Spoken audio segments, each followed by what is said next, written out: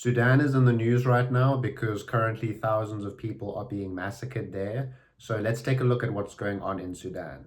There's been a civil war raging in Sudan since April of 2023, and it's being fought between the government of Sudan and the RSF.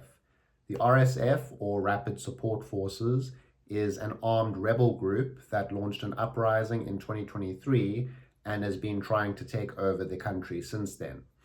The government and the RSF fought each other for control of Khartoum, which is the capital city, and it was a 2-year battle in which the government won. But during the Battle of Khartoum, 61,000 people died, including 26,000 people who suffered violent deaths. Now, the RSF failed to capture the capital city, but they have managed to capture a large portion of southern and western Sudan. So this is the current frontline map of Sudan. The pink areas are controlled by the government of Sudan, and the greenish-bluish area is controlled by the RSF. Now, there's a few other colors showing some smaller militias who also control bits of territory, but the main two groups fighting each other in this war are the government and the RSF. Now, throughout this war, the RSF has committed several massacres against civilians, particularly targeting ethnic minorities.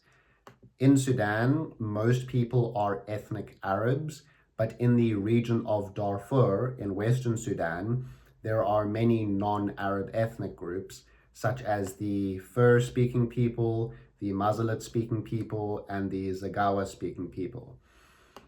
And the RSF has been described as an Arab nationalist or Arab supremacist group, and they've been accused of committing genocide against non-Arabs in Darfur. So in 2023, the RSF captured the city of Janina in Darfur, and they committed a massacre there in which between 10,000 and 15,000 Masalit people were killed.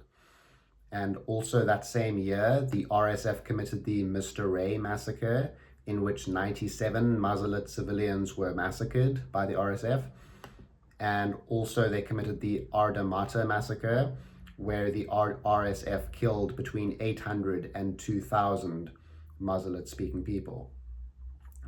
During the civil war, the city of El Fasher in Darfur was surrounded by the RSF, and from April last year until October of this year, the city of El Fasher was under a brutal siege by the RSF, which blocked the entry of food and essentials for hundreds of thousands of people trapped inside.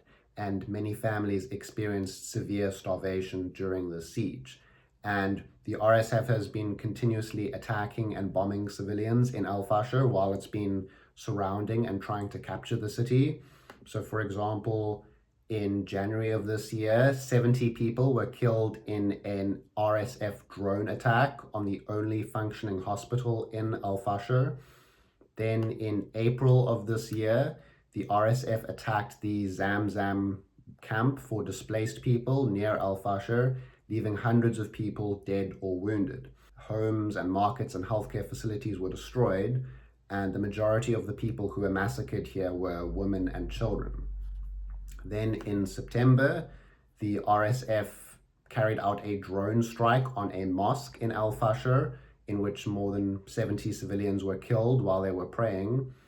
And on October 11th, a drone attack by the RSF targeted a shelter for displaced people, for displaced families in El Fasher, and 53 people were killed, including 14 children and 15 women. The 18-month siege of El Fasher finally ended on the 26th of October, a few days ago, when the RSF finally captured the city. And now the RSF is carrying out a massacre against Darfuri people in El Fasher. So on October 26th and 27th, the RSF executed more than 2,000 unarmed civilians, most of whom were women, children, and the elderly.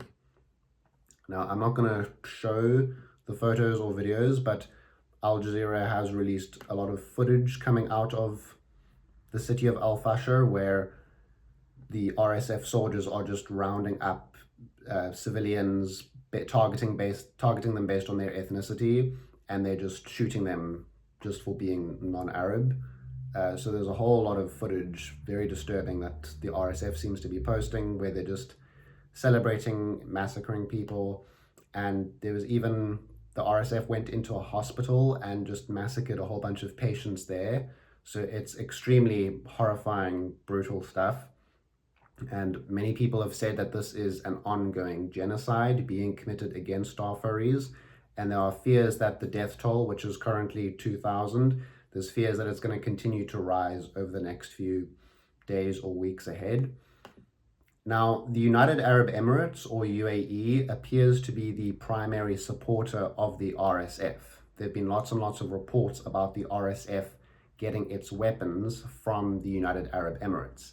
And Sudan claims that these actions are to maintain Emirati influence and gold interests in Sudan.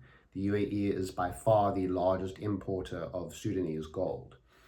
In May of this year, Sudan actually cut all of its diplomatic ties with the UAE after repeatedly accusing it of backing the RSF. And Sudan also filed a case against the UAE at the International Court of Justice, accusing the UAE of being complicit in genocide by supplying weapons to the RSF.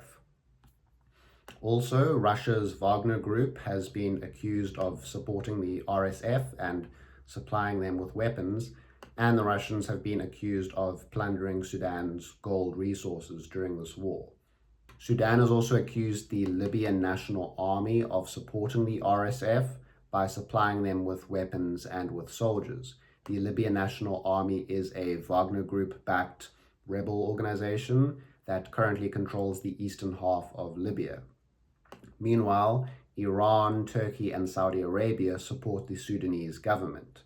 It's also been reported that Ukrainian special forces are operating in Sudan in support of the Sudanese government against Russian Wagner mercenaries aligned with the RSF. During the civil war, Ukrainian special forces have conducted drone strikes against the Wagner-backed RSF and against Russian forces in Sudan. In January of this year, the United States government said it believed that the RSF was committing genocide in Sudan. The United Nations has said that Sudan is facing the world's largest humanitarian crisis. Almost 25 million people, half of Sudan's population, are experiencing extreme hunger. The ongoing famine in Sudan has already caused 522,000 children to starve to death in Sudan. Additionally, over 12 million people have been displaced from their homes, of whom 3.5 million have fled the country as refugees, and 8.8 million are internally displaced within Sudan. All of this violence and suffering could end if the RSF just gave up and ended its war against Sudan, but the group seems determined to conquer the entire country no matter how many people die. There's no signs that this war is going to end anytime soon because the RSF continues to slowly capture more and more territory in Sudan.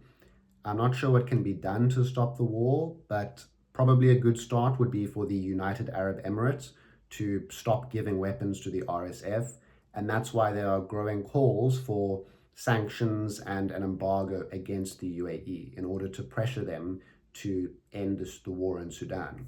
Unfortunately, for the foreseeable future, the famine and genocide in Sudan are likely to just get much worse. Please share this video so that more people can learn about what's going on in Sudan.